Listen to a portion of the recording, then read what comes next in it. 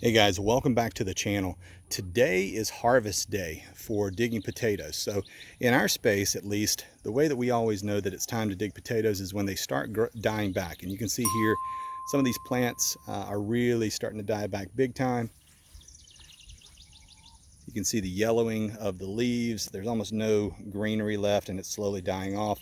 When that starts to happen, you know that there's not going to be any additional production, right? So there's nothing, the factory's shutting down, so to speak. All the plants have their ability to make starches are all facilitated through the chlorophyll that's in their leaves. So in this case, you know that when these are all dying back, I mean, there's a few that are still kind of hanging on, but in general, all of these are dying back. That means they're not going to be able to push any more sugar down into the potatoes to make any more or to make them bigger. So it's time to go ahead and dig them. Now, we got quite a few weeds out here. So we've got quite a few weeds, but we're going to kind of push through those and we're going to dig. And you can see we did a test dig already. That's the other thing I always recommend. When you think that it's time, but you're trying to decide, go into do a test dig beside here. And we did that just the other day, pulled a few up to kind of see how things were going and made a decision. It was we're going to go ahead and dig this year. So we're going to share with you the harvest and then show you some of the lessons learned as well. So stay tuned. That's next. I thought the best way to get started today was to show you some of the tools of the trade that we're going to be using.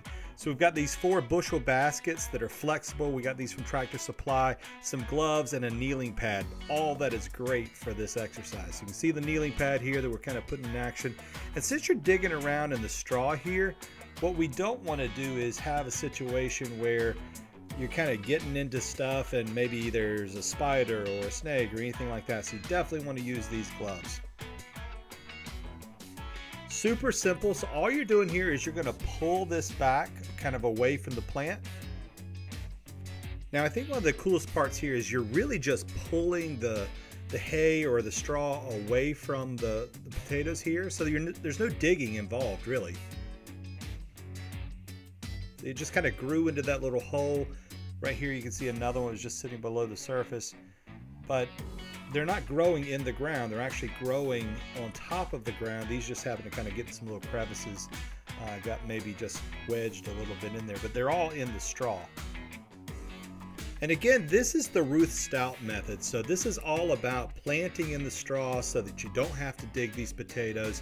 It worked well, but I'm going to share with you 6 different kind of lessons learned we had out of this being our first year planting this way. Now's a great time to remind you to subscribe to the channel. You can do it right there in that bottom right hand corner, but it really helps our channel grow and continue to make more of these videos. Now this is one of the original potatoes, the seed potatoes that we put in the ground. You can see it's rotting away there, but the return on the investment is still quite good. As you can see, one potato or even a piece of potato got several of them as a result. So this is a risk of the Ruth Stout method, and we've reached lesson number 1 that we learned out of this process. Go back and check out our other videos. There's a link right about here in the top right hand corner. But this green is a poison called solanine, and it's done when a potato is exposed to the sunlight for too long.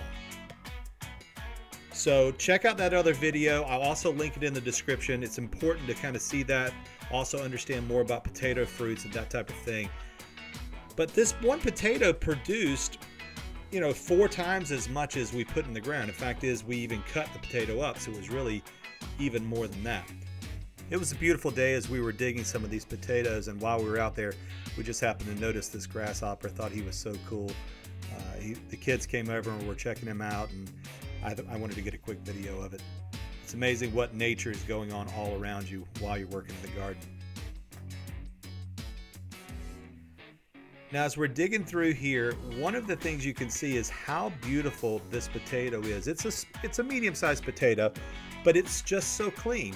I'm used to digging potatoes in dirt, and so I've done that my whole life. And so to do it this method, it was a really neat process just to see the potatoes exposed. They're clean. You can kind of put them straight in the bucket.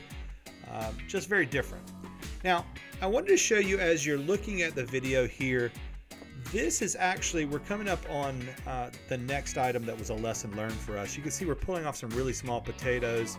You can see they're still undeveloped at this point. So keep track of your replants.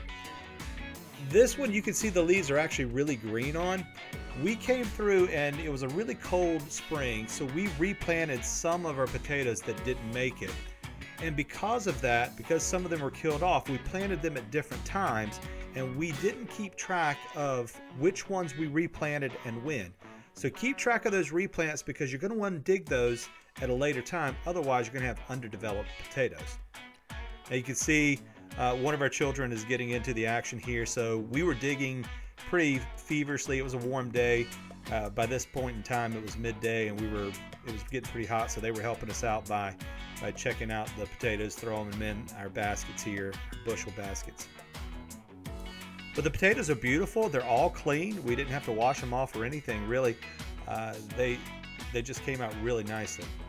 Now, lesson number 3 is really a follow-up. So in addition to just checking out and make sure you put plenty of straw down, the other is look for exposed potatoes. Like in this case, I think it was some type of animal had kind of pulled this out early on, and we weren't paying close enough attention to all the potatoes, and these were kind of exposed big time, and you can really see the damage that the sunlight does to these potatoes. So this was one where, even though we planted originally in the hay deep enough, these were pulled out, or the hay was pulled away from them. And so make sure you're checking and following up and cover those up immediately. That way you can avoid this green kind of look. Now, this one is kind of an odd potato. I just wanted to get it on camera because this is one where it's not like two potatoes merged or anything.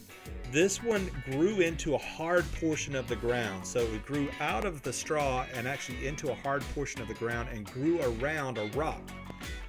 So you can see as the potato kind of grew around, it almost made this really funky looking two potato deformity, but it was just because it grew around a hard spot in the ground. Now that's one thing that you do have to contend with if you don't put enough hay down.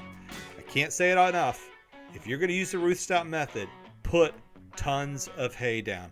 I mean 2-3 feet sometimes, depending on how loosely you're putting it. You want to have plenty. We've talked a couple of times about using enough straw, but the one thing I want to point out here is use wheat straw, not hay. We did 3 rows. We did 1 was hay, 1 was straw, and then 1 was a mixture of the two. Hands down, you can see all these weeds. The hay performed significantly worse than the wheat straw. It had a lot more weeds in it. They're all going to have weeds in them, so just be prepared for that. But the wheat straw was considerably better, had fewer weeds, and that's just something I think we learned out of this. It's going to save you some time, keep you from having to knock down the weeds as much. And you can see during this section that even though the weeds are pretty bad, the harvest is actually considerably better, and that's because these plants are older. So these weren't as impacted by the frost. We had a late frost this year. It killed some of our plants, but the Ruth Stout method did pretty well there.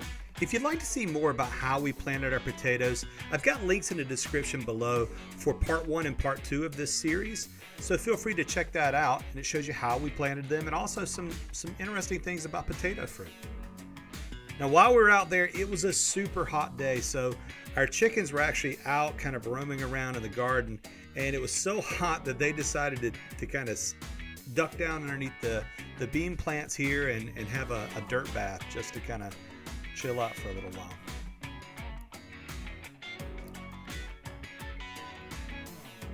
So here's a great example of some underdeveloped potatoes that we shouldn't have dug this time, right? So this gets back to knowing when you do your planting and that kind of stuff. But if you happen to have any of these, use any of the sprouted potatoes that pop up this way.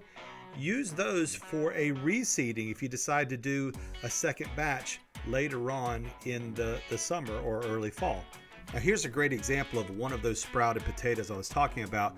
You could probably cut that up, put it into a repiled hay, right? You got to refresh that hay, and you could definitely plant that again. So lesson number 6, I think it goes without saying, use a weed trimmer to keep these alleys clean. I really let it get out of hand here. That's part of the reason why I think our yield wasn't any better than it was. So use a weed trimmer. It'll knock this stuff out pretty fast. Now, one of our unexpected benefits out of this little process with the wheat straw is that we actually got wheat seeds. So we grew some wheat. We're going to actually harvest it and maybe try to plant a little bit of it next year and see what happens. So you can see here, this is the first bushel basket we're still filling up. Here's the second one. We're still working on this. We do try to make this a family event. So we do all of our harvesting. Everybody gets out there, we all pitch in, and we try to have fun. You know, this day was a hot day, but our kids often say, many hands make light the work. And they were right beside us all day that day harvesting, which made us really, really proud. You can see as our son's digging these out here, you know, he's getting some really nice potatoes, so he's pretty proud of what he's able to do. So what's the final verdict on our first year using the Ruth Stout method? So what we did is we weighed 4 of our bushel baskets here in varying sizes. The first one was 25.7 pounds. The second one was 18.3 pounds. Neither of those were completely full, and they're mixed potatoes, so reds and russets, and we've got some Yukon Golds in there. But we used just a regular old bathroom scale to do all this with. So this one's a little smaller bushel basket, but it's completely full. So we got several different sizes from Tractor Supply when we pick these up. This one's 37.1 pounds. So I don't know if you're doing math at home, but this one's our biggest so far. And then we saved the best for last. This one is almost completely Yukon Gold and a few reds in there mixed in. This one's 52.1 pounds. So that brings our total to 133.2 pounds. Now, while these may not be the most beautiful potatoes ever grown, I am really proud of the fact that we were able to raise over 130 pounds of our own food in our backyard without any pesticides or chemicals. If you'd like to learn more about how to do what you can with what you have in your own backyard by homesteading, click that subscribe button, click the notification bell, and check out some of these other videos. Don't worry, I'll wait. Seriously, click one of them.